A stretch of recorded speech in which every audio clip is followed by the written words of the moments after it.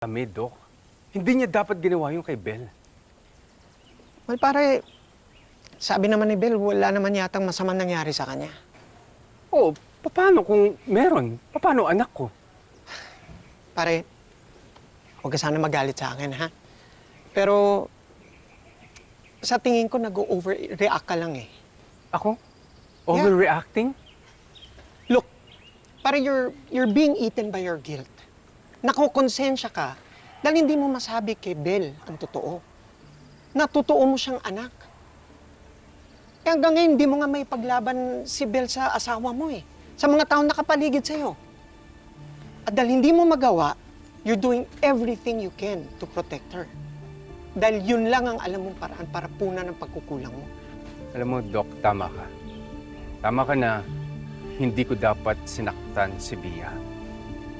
Pero I'm not overreacting.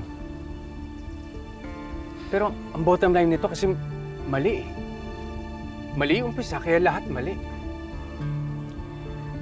Pwede pa rin namang itama. Hirap yan, Doc. Ang daming consequences. Yun nga lang ang mahirap.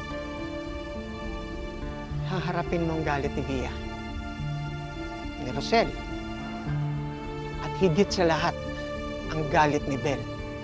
Dahil pinagkait mo sa kanya ang tunay niyang ina. Ang tunay niyang pagkatao. Hindi ko kaya, Doc.